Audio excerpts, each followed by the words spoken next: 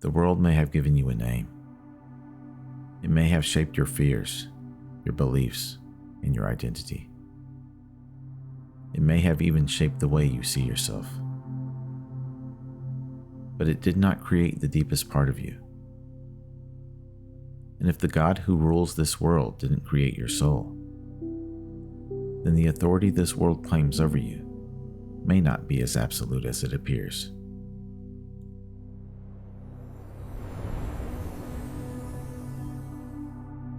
Gnostic teachings make a radical distinction between the ruler of the lower world and the source beyond it. The Demiurge may shape the conditions of this realm, but the divine spark does not originate with him. And once you understand that distinction, something changes. Because you stop asking the world to tell you what you are, and you begin remembering where your deepest light actually comes from.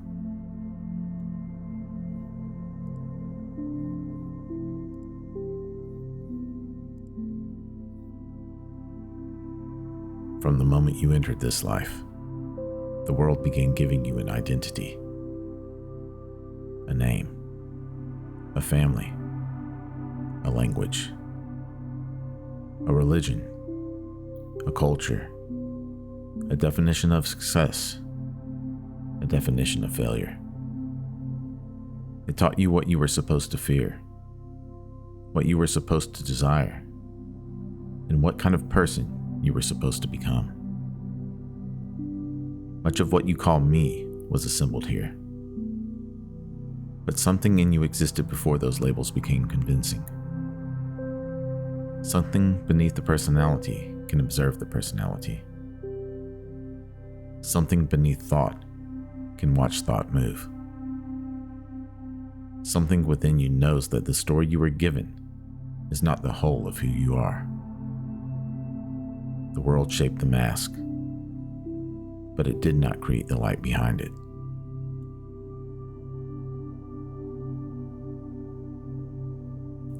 The Demiurge is powerful because his authority belongs to structure, form, order, and division. The visible world. He governs through boundaries. This is mine. That is yours. This is permitted. That is forbidden. This is who you are. And this is who you must become. But the divine spark cannot be reduced to those boundaries. You can control a person's circumstances without creating their essence. You can build the room without creating the consciousness standing inside of it. And this is the deeper Gnostic accusation against the ruler of the world. His authority is real within his realm, but he mistakes jurisdiction for origin.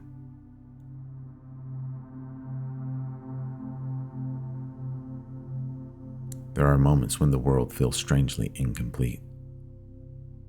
You accomplish something you were told would fulfill you, and the satisfaction disappears. You receive approval, and still something remains untouched. You collect identities, possessions, and experiences. Yet something within you continues to ask, is this really all there is? That ache doesn't always mean something is wrong with you. Sometimes it's remembrance. The soul senses that temporary things cannot fully explain something within it that reaches toward the eternal. That's not rejecting life. That's recognizing that life as presented by the world is not the whole of reality.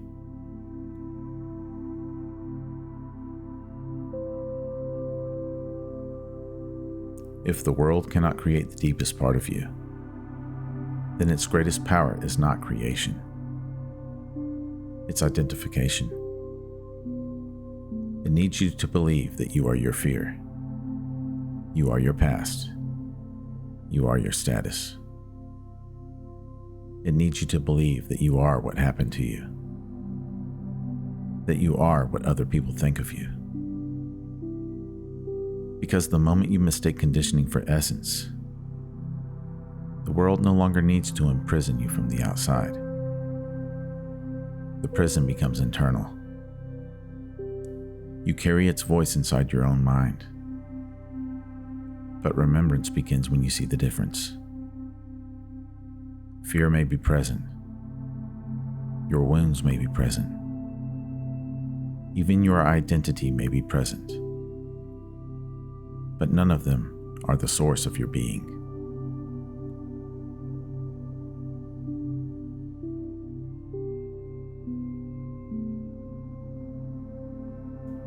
Let's go a little bit deeper. The monad doesn't rescue you by giving you a more impressive identity. It doesn't replace "I'm broken" with "I am spiritually superior." That's still identity. That's still separation. That's still the mind trying to possess something infinite. Remembrance is quieter than that. You begin seeing that the divine spark does not need the world's permission to exist. It doesn't need applause. It doesn't need status. It doesn't need to defeat everyone who misunderstands it. The monad does not turn the ego into a king. It reveals what was present before the ego needed a throne.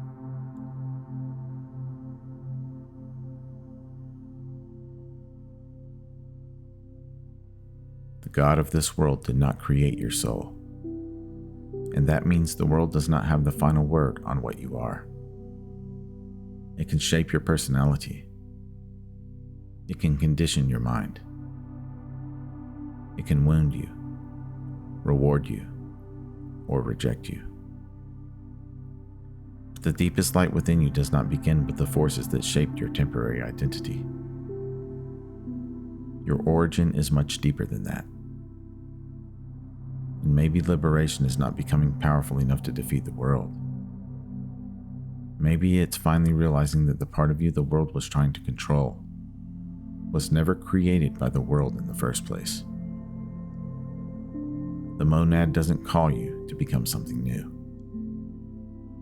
It calls you to remember what the world could never manufacture.